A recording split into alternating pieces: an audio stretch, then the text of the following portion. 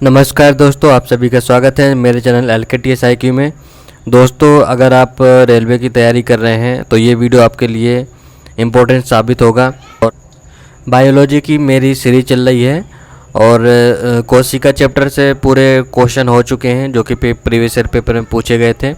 और ये वीडियो कोशिका विभाजन से है। मैं एक वीडियो में एक चैप्टर कंप्लीट लेकर के आऊँगा। मिशन ये रहेगा कि आरआरबी के जितने भी एग्ज़ाम लगे उनसे पहले मैं ये बायो का पूरा पोर्शन कंप्लीट कर दूँ। आपको मैंने बताया था कि आप तैयारी कर लीजिए कोशिका विभाजन से, क्योंकि मेरे क्वेश्चन आने वाले हैं कोशिका विभाजन से। तो अब शुरू करते हैं। पहला क्वेश्चन है, सूत्री विभाजन के चरण का नाम बताइए जिसके दौरान विभाजित सेल के गुणसूत्र मध्य रेखा पर स्थित होते हैं। तो ये क्वेश्चन IAS प्रीलिम्स पेपर में भी पूछा गया था और रेलवे के एग्जामिनेशन में भी पूछा गया था। इम्पोर्टेंट क्वेश्चन है, तो आंसर रहेगा मेटाफेज। कोशिका विभाजन 3 प्रकार का होता है: सूत्री विभाजन, असूत्री विभाजन और अर्धसूत्री विभाजन। असूत्री विभाजन जैसे कि शैवाल, प्रोकैरियोटिक कोशिका, कवक इत्यादि में होता है और ये इम्पोर्टेंट कम है, लेकिन ज़्यादा क्वेश्चन बनते हैं। सूत्री विभाजन जिसे समसूत्री विभाजन भी कहते हैं। समसूत्री विभाजन कायिक कोशिकाओं के लिए लागू होता है। काया मतलब शरीर, और शरीर की जितनी भी कोशिकाएं हैं वो सब समसूत्री विभाजन के अंतर्गत आती हैं। और अर्धसूत्री विभाजन जो होता है वो जनन कोशिकाओं में होता है। कोशिका विभाजन 2 चरणों में पूरा होता है, 2 भागों में, अंतरावस्था और सूत्रीय अवस्था। अंतरावस्था में कोशिका बनने की तैयारी होती है। कोशिका जो 2 भागों में डिवाइड होगी। समसूत्री विभाजन की बात कर रहे हैं तो उसमें कोशिका 2 भागों में विभाजित होती है। तो पहले जो तैयारी होगी कोशिका विभाजन के लिए उसमें लगभग 95% का समय लग जाता है। यानी सबसे बड़ा समय जो पूछा जाए कि किस में लगेगा तो अंतरावस्था में लगता है। और सूत्रीय अवस्था जो होती है तो उसमें 2 फेज़ों में होगी, वो केंद्रक विभाजन होगा और कोशिका विभाजन होगा, जो कि कोशिका विभाजन लास्ट स्टेज होती है। केंद्रक विभाजन में भी 4 चरण पूरे करना होता है, जिसमें से प्रोफेज, मेटाफेज और एनाफेज, टेलोफेज, ये 4 अवस्थाएं होती है। इसमें भी इन फेज़ों में केंद्रक का विभाजन होता है। लास्ट में प्रोफेज में क्रोमोसोम और सेंट्रोसोम दोनों एक दूसरे से लिपटे हुए रहते हैं, गुथे हुए रहते हैं और इनको अलग करना मुश्किल होता है, गिना नहीं जा सकता है। मेटाफेज में क्रोमोसोम एक लाइन में मध्य भाग में संरेखित हो जाते हैं और एनाफेज में क्रोमोसोम सेंट्रोसोम के द्वारा विपरीत ध्रुवों में खींच लिए जाते हैं। और टेलोफेज जो कि अंतिम फेज होता है, इसमें केंद्रक का विभाजन हो जाता है। और लास्ट स्टेज होती है कोशिका विभाजन। इसमें कोशिका द्रव्य का विभाजन होता है और कोशिका द्रव्य के विभाजन होने के बाद में कोशिका 2 भागों में बढ़ जाती है। और विभाजन के समसूत्री विभाजन में ये जैसे हाथ पैर में घाव हो जाना और छिल जाना, ये दोबारा से नए स्किन का वहीं पे जनरेट हो जाना और एक जैसे ही जनरेट हो जाना, ये समसूत्री विभाजन का ही उदाहरण है। शुक्राणु और अंडाणु का निर्माण कहाँ होता है? तो आंसर है मियोसिस द्वारा। मियोसिस अर्धसूत्री विभाजन को ही बोलते हैं। देखिए, इंग्लिश नाम में कंफ्यूज करता है क्योंकि 3 प्रकार का कोशिका विभाजन होता है: असूत्री विभाजन, समसूत्री विभाजन और अर्धसूत्री विभाजन। अर्धसूत्री विभाजन को मियोसिस भी बोलते हैं। समसूत्री विभाजन को या सूत्री विभाजन को माइटोसिस बोलते हैं और असूत्री विभाजन को अमाइटोसिस बोलते हैं। खोजकर्ता पूछा जाए तो वीजमैन होगा। और विस्तृत अध्ययन किसने किया था? तो स्ट्रासबर्गर ने 1888 में किया था। और इस शब्द का मियोसिस शब्द का उल्लेख सबसे पहले या किसने किया था? तो 1905 में फार्मर और मोरे ने। ये तीनों क्वेश्चन ही पूछे जा चुके हैं, इसलिए मैंने बता दिया है। माइटोसिस या समसूत्री विभाजन की खोज किसने की थी? अगर खोजकर्ता पूछा जाए तो आप बताएंगे वाल्टर फ्लेमिंग। वाल्टर फ्लेमिंग 1879 में। इन दो क्वेश्चनों को मैंने डिटेल में इसलिए लिया है ताकि अगले जो क्वेश्चन आए आपके माइंड में बैठ जाए और आप आसानी से आगे के क्वेश्चन को कंप्लीट कर सको। क्रॉसिंग ओवर होता है किस में होता है?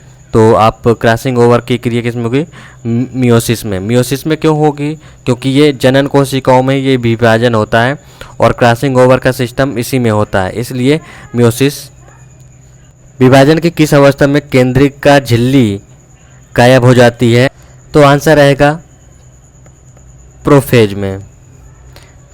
इसमें डिटेल में जानकारी हम इस बार मेयोसिस या अर्धसूत्री विभाजन के बारे में बात करेंगे, क्योंकि इससे पहले वाले क्वेश्चन में मैंने समसूत्री विभाजन का डिटेल लिया था। इस बार मैं अर्धसूत्री विभाजन का डिटेल लूँगा।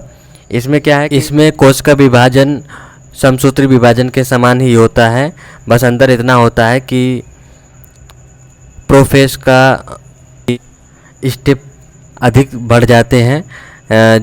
लिप्टोटीन में क्या होता है कि लिप्टोटीन में जैसे कि नाम है लिप्टोटीन, तो लिपटे रहते हैं कौन? क्रोमोसोम और सेंट्रोसोम एक गुथे हुए रहते हैं, यानी कि एक दूसरे से लिपटे हुए रहते हैं। जाइगोटीन में दोनों का पेयर बनने लगता है, ठीक है, दोनों क्रोमोसोम और सेंट्रोसोम के पेयर बनने लगते हैं, वो भी समजात गुण वाले, ठीक है। अब पैकेटिंग में क्या होता है? पैकेटिंग में समजात गुणों वाले क्रोमोसोम और सेंट्रोसोम के मध्य में आनुवांशिक पदार्थों का विनिमय होने लगता है। हमें डिप्लोटीन में समजात गुण वाले पेयर अलग होने लगते हैं, डिप्लोटीन में अलग होने लगेंगे। और डाइकाइनेसिस में इस प्रकार से अर्धसूत्री विभाजन की क्रिया प्रोफेज की कंप्लीट होती है। फिर उसके बाद में सेम समसूत्री विभाजन की तरह मेटाफेज आता है, फिर एनाफेज आता है, फिर टेलोफेज आता है, फिर उसके बाद में केंद्रक का विभाजन हो जाता है, फिर उसके बाद कोशिका का विभाजन होता है। समसूत्री विभाजन में पुत्री कोशिका में गुणसूत्रों की संख्या मात्र कोशिका में उपस्थित गुणसूत्रों की संख्या कितनी होती है? तो ये बराबर होती है, ठीक है। कोशिकाओं में जो गुणसूत्रों की संख्या होगी वो सेम होती है। अगर 46 क्रोमोसोम का मदर सेल है तो इससे दो भागों में जो बनेंगी वो भी 46 क्रोमोसोम की ही होंगी, और 2 डॉटर सेल का निर्माण होता है समसूत्री विभाजन में। और अर्धसूत्री विभाजन में क्या होता है कि अगर 46 क्रोमोसोम वाले अगर 2 हैं तो उसमें 4 भागों में डिवाइड होता है और इसकी आधी रह जाती है, क्रोमोसोम की संख्या आधी रह जाती है। अर्धसूत्री विभाजन में सिर्फ इतना ही अंतर है। अगर वीडियो अच्छा लगे तो लाइक सब्सक्राइब जरूर कर दीजिएगा, क्योंकि मैं बताने में इतना व्यस्त हो जाता हूँ कि लाइक सब्सक्राइब में मैं भूल ही जाता हूँ। तो आपको अगर वीडियो अच्छा लगे तो लाइक सब्सक्राइब करते रहिएगा। किस अवस्था में डीएनए का संश्लेषण होता है? आंसर रहेगा एस फेस में डीएनए का संश्लेषण होता है। और जीवन फेस में क्या होता है? जीवन फेस में प्रोटीन और आरएनए का संश्लेषण होता है, निर्माण होगा। और G2 फेस में डीएनए का संश्लेषण रुक जाता है। डीएनए का संश्लेषण क्या होता है? रुक जाता है। और जबकि प्रोटीन और आरएनए का संश्लेषण चालू ही रहता है। क्या रहता है? चालू रहता है। इस तरह से याद कर लीजिएगा, दोनों को चालू रहता है G2 फेस में, लेकिन डीएनए का संश्लेषण रुक जाता है। कौन सी अवस्था सबसे छोटी अवस्था होती है? तो आप सबको पता ही है, छोटी अवस्था कौन सी होती है? एनाफेज। और एनाफेज में क्रोमोसोम दोनों ध्रुव की ओर चले जाते हैं और सेंट्रोमेयर 2 भागों में विभाजित हो जाता है। किस अवस्था में सेंट्रोसोम विभाजित हो जाता है? देखिए अभी बताया है, एनाफेज में सेंट्रोसोम विभाजित हो जाता है। अगला क्वेश्चन है, समसूत्री विभाजन के फलस्वरूप मात्र कोशिका से कितनी पुत्री कोशिकाओं का निर्माण होता है? तो आप बताओगे 2। और अर्धसूत्री विभाजन से कितनी पुत्री कोशिकाओं का जनरेशन होगा, निर्माण होगा? तो आप बताओगे 4। किसमें? अर्धसूत्री विभाजन में। अर्धसूत्री विभाजन किस में होता है? तो आप बताओगे जनन कोशिकाओं में, और ये पहले मैं ही बता चुका हूँ। और समसूत्री विभाजन किस में होता है? कायिक कोशिकाओं में होता है। तो ये रहे हमारे 10+ क्वेश्चन। और इसके बाद जो चैप्टर आने वाला है वो टिश्यू से रहेगा, यानी ऊतक।